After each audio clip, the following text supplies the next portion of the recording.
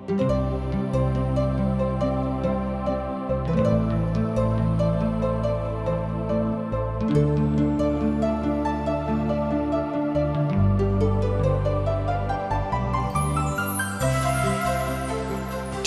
से प्रसारित जिंदगी की राह कार्यक्रम में आप सबका स्वागत बा। ई कार्यक्रम सबकरा खातिर बा जे कि तरह तरह की विपत, उलझन और अशांति में पड़ के सही रास्ता से भटक गए होखे और उनके पता ना होखे कि जिंदगी का सही रास्ता कौन है।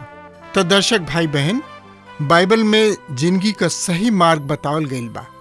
कृपा करके देखी और सुनी कि परमेश्वर क्यों न तरह आप सबके अगुवाई करतने।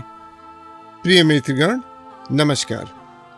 हमनी का पापी का उद्धार संबंधी वचन देखनी है जा, और अब हमनी के पवित्र जनन के शोधन के देखल जाई। उद्धार पावे पर हमके धर्मी ठहरावल जाला, मगर परमेश्वर मनुष्य के धर्मी ठहरावला से कुछ कइल चाहतने। एकर मतलब ई भइल कि परमेश्वर के पवित्र सिंहासन के सोझा स्वर्ग के सामने भटकल पापी अब धर्मी ठहरावल गईल बा, मगर ओकर मन बदलल नइखे। हमार मित्रगण, आप सोचतनी कि परमेश्वर पापी के पाप में ही पड़ल रहे देवल चाहे दे, तो आप गलत सोचतनी। परमेश्वर हमके ऐसन आदमी बनावल चाहेले जीवन हमके होखे के चाही। परमेश्वर के लगे हमारी उद्धार के साथे एगो और योजना बा, जीवना से उ पापी के धर्मी घोषित ना करेले बल्कि धर्मी बनावे ले। यानी परमेश्वर एगो ऐसन रास्ता देले जीवना में पापी अनुग्रह में विकास को के पवित्र परमेश्वर खातिर अलग हो जाए। ये अध्याय के शेष भाग का शीर्षक हवे संभावित पवित्रीकरण। अब हम आपके चेतावल चाहतनी कि आप एके समझे में कठिनाई का सामना करब और माने में भी कठिनाई होखी। संभावित पवित्रीकरण में आदम और मसीह का मिलल जुलल प्रधानता बा। आदम का प्रधानता रोमियो 5 अध्याय के 12 पद में लिखल बा, एक खातिर जैसे एगो मनुष्य के द्वारा पाप जगत में आयल और पाप के द्वारा मृत्यु आयल, और यही रीति से मृत्यु सब मनुष्यन में फैल गई, काहे कि सब पाप कैले। अब हमके इस समझे के जरूरत बा कि जौना पाप का हम चर्चा करतनी वो आदम का पाप है। आदम को पहला पाप, उनका दूसर का, तीसर का, चौथ का पाप नहीं। आदम की वाटिका में आज्ञा ना मनला का पहला पाप, जौना के कारण आदम की वंशज में मृत्यु आयल। जैसन कि हमनी के सुन चुकल बानी जा कि आप और हम 4 तरह पापी हैं जा। हम पापी हैं कि हम पाप का काम कोई नहीं। दूसर का, हम स्वभाव से पापी हमें। तीसर का, हम पाप की दशा में बानी। परमेश्वर सगरी मानव जाति के पापी घोषित कर दिले बड़े। चौथ का, आखिर में हम दोष लगावला के कारण पापी हमें। आदम मानव जाति का प्रतीक हमें, काहे कि उ मानव जाति का सिर हमें। आदम और मसीह दोनों मानव जाति का प्रतिनिधि हमें। आदम मानव जाति का प्राकृतिक सिर हमें। हम एके मानतनी। पौलुस यहाँ यह कहतने कि उ प्राकृतिक रूप से सिर हमें और उनकी एके अवज्ञा के काम संपूर्ण मानव जाति के पाप में गिरा दिलस। हमनी का आदम की पाप के कारण पापी हो गई नहीं जा। पहले हम ई देखी कि एकर का ना हवे। ई ओ तथ्य से संदर्भित नहीं खे कि हमनी में आदम का पापी स्वभाव वंशानुगत क्रम में आयल। ई सच हवे कि हमारी पिता से पाप का स्वभाव आयल और उनकरा में उनकी पिता से, और यही तरह से पीढ़ी में आयल। हम अपन स्वभाव लइकन के देहली और उनकरा से नाती पुतन में। यदि आप में और हमरा में पापी स्वभाव बा और हम ओके अपनी संतान के देतानी तो ई पद ओ सत्य के संदर्भ में नहीं खे। ए पद में इहो लिखल बा, सब पाप कैले। एकर मतलब ई ना है कि हम पापी कर्म का दोषी हैं। निसंदेह हम दोषी हैं, मगर ए पद का अभिप्राय ई ना है। अब हमनी का देखल जाई कि एकर अर्थ का है। ई पद ओ तथ्य का संदर्भ देता कि हम अपना मूल पिता से कितना गंभीरता से जुड़ल बनी।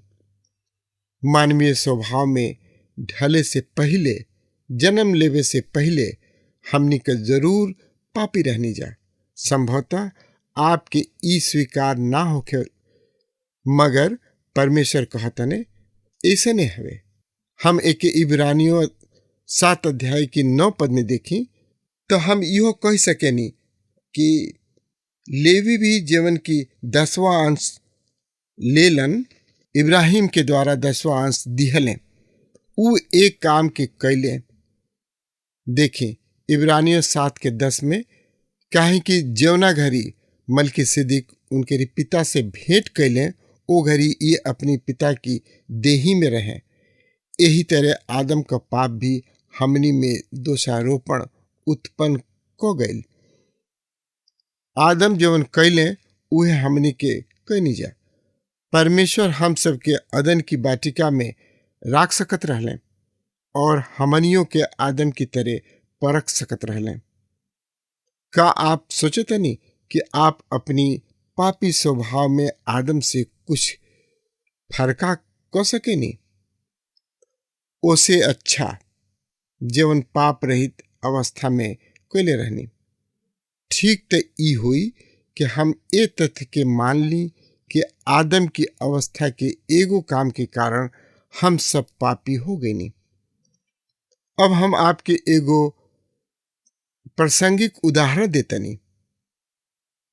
हमार दादा क्यों कारण से अपन देश त्याग के कोनो दूसरा देश में बस गए। अब हमार दादा जीवन कुछ करत रहले, हमहू करत रहनी। उ अपन देश छोड़ दिले तो हमहू छोड़नी, काहे कि हम अपनी दादा की देह में रहनी।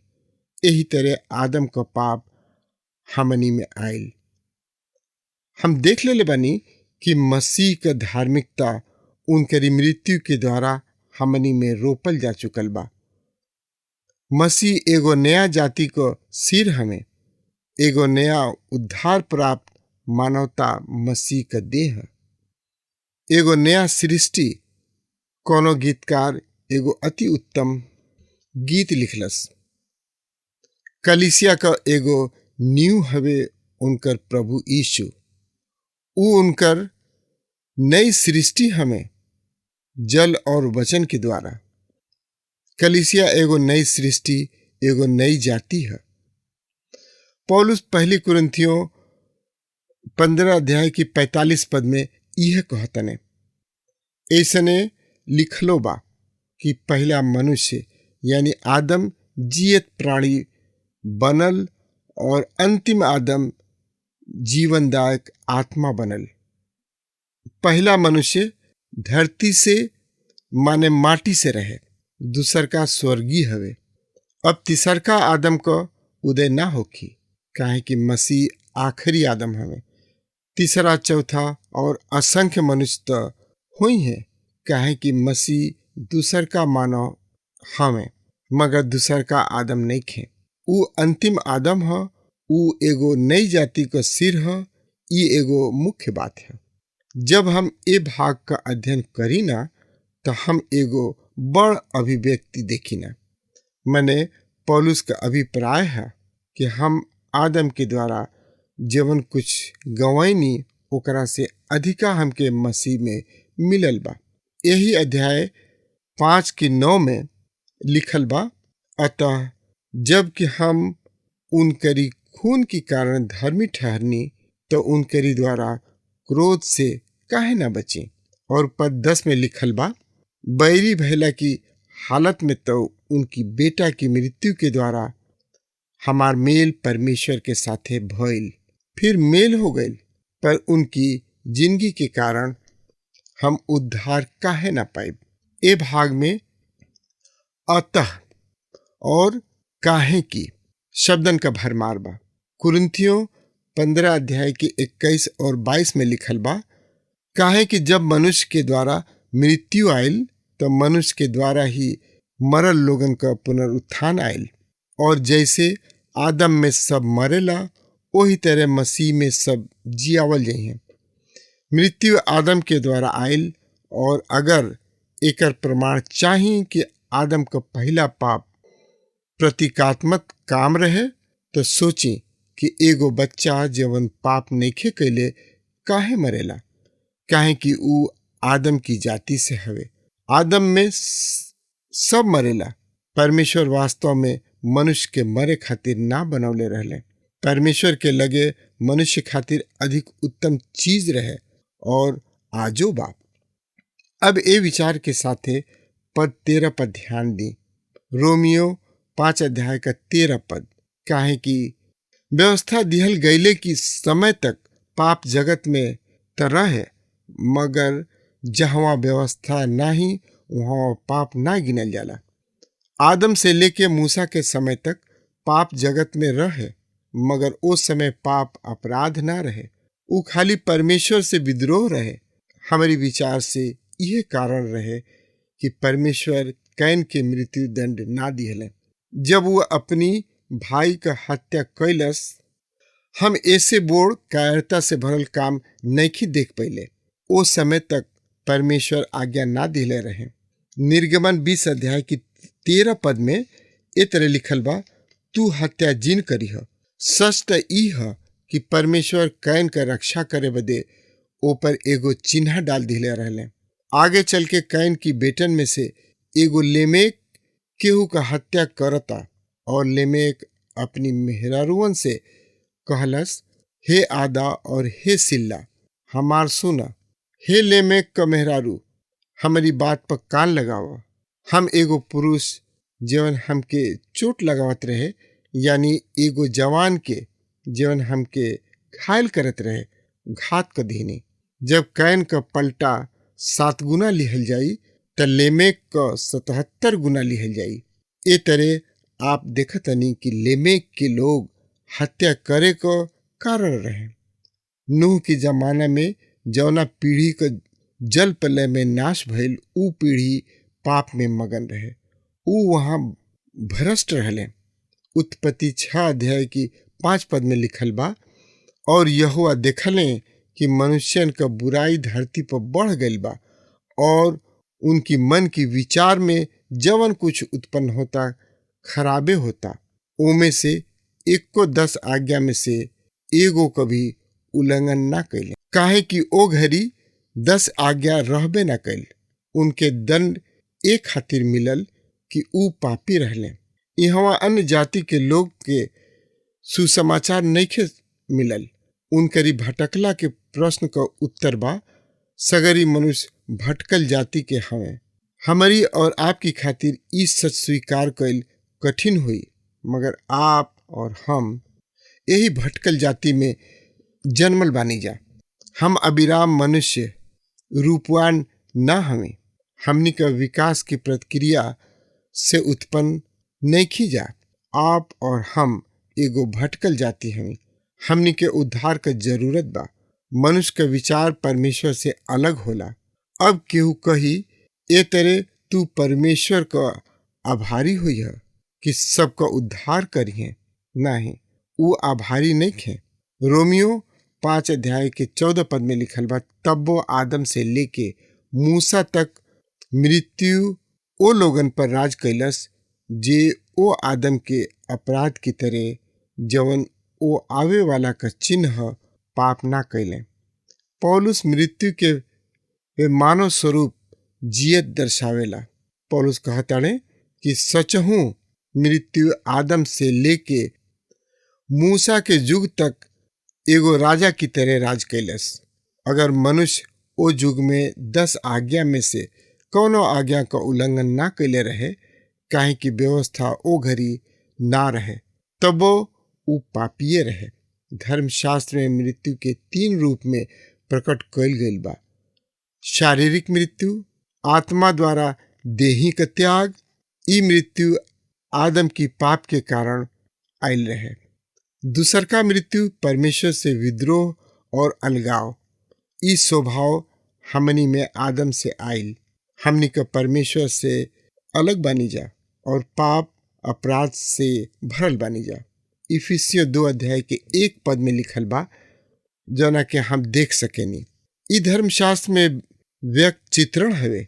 तीसर की मृत्यु है अनंत मृत्यु। यह धर्मशास्त्र में परमेश्वर से अनंतकालीन संबंध विच्छेद प्रकाशित वाक्य 21 अध्याय के 8 पद में हम देख सकेनी। जब तक मनुष्य के मुक्ति ना मिले, वो अनंत मृत्यु के बस में बा। मसीह का प्रभुता।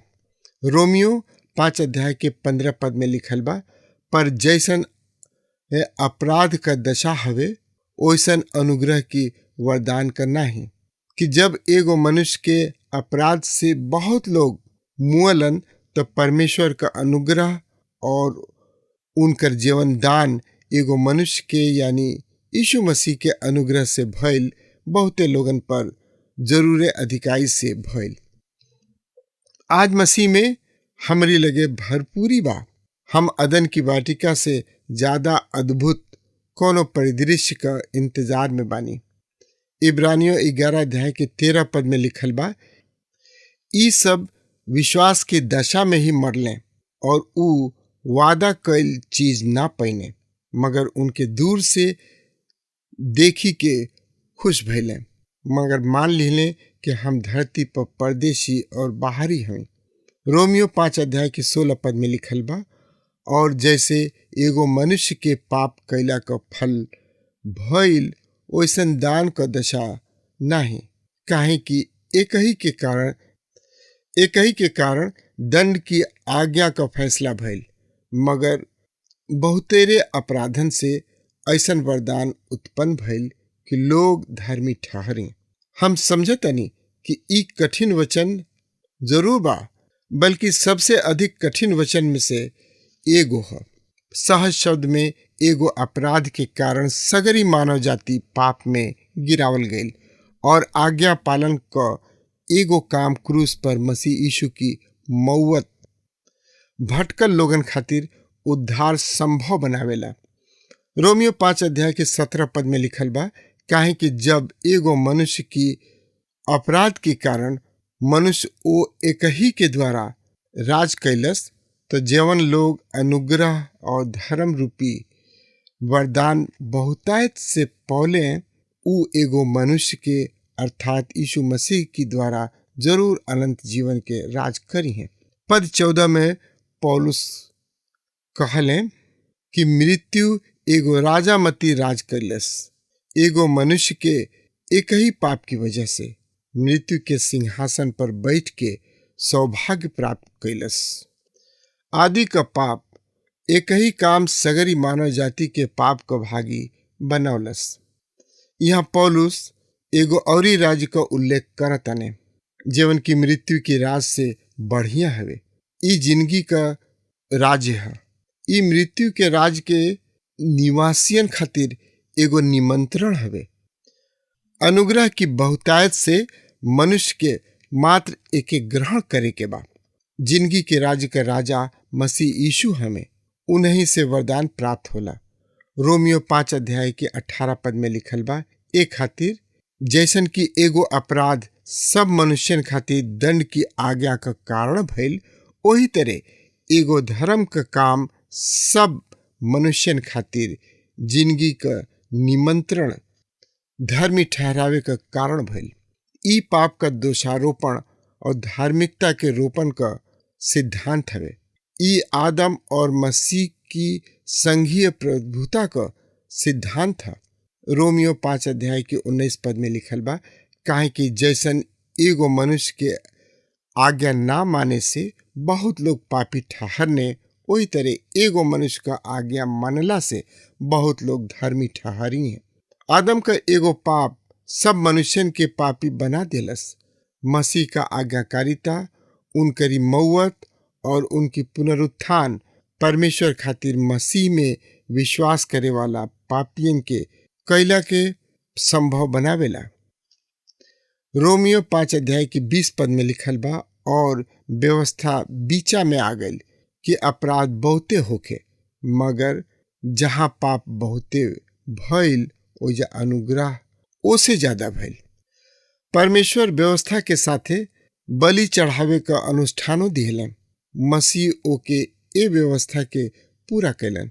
मने परमेश्वर भटकल जाति के मुक्ति पावे का अवसर प्रदान कैलन। अगर ई मुक्ति पापी स्वभाव से मुक्ति ना रहे, आप में और हमारी में ई पापी स्वभाव जिंदगी भर बनल रही। रोमियो 5 अध्याय के 21 पद में लिखल बा, जैसे पाप मौत पसार के राज कैलस, वही तरह हमरी प्रभु यीशु मसीह की द्वारा अनुग्रह भी अनंत जीवन खातिर धर्मी ठहरावत राज करी। जैसे पाप मौत फैला के राज कैलस, आप और हम जौना संसार में रहेनी ऊ पाप के राज के अधीन हवे। का आप जानत चाहतनी कि धरती का राजा आज के है? धर्मशास्त्र कहला कि शैतान एजू का राजकुमार हवे। ऊ ए धरती पर विचरण करेला कि देखी केकर शिकार करें। पहला पतरस 5 अध्याय के 8 पद में लिखल बा, सचेत होकर और जागत रहा, काहे कि तुहार विरोधी शैतान गरजे वाला सिंह की नियर एक खोज में रहेला कि केकरा के फाड़ खाएं। जैसे मौत पसार के पाप राज कैलस, वही तरह हमरी प्रभु यीशु मसीह के जरिए अनुग्रह भी अनंत जीवन खातिर धर्मी ठहरावल जाई और धर्मी ठहरावत राज करी।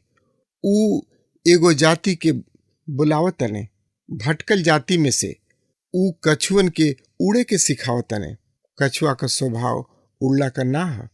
मनुष्य परमेश्वर से बिछड़ल बा, उमे पाप का स्वभाव बा। अब परमेश्वर उनका उद्धार करे चाहतने, पर परमेश्वर की धार्मिकता का हर जरूरत मसीह यीशु की मृत्यु में पूरा हो गई बा।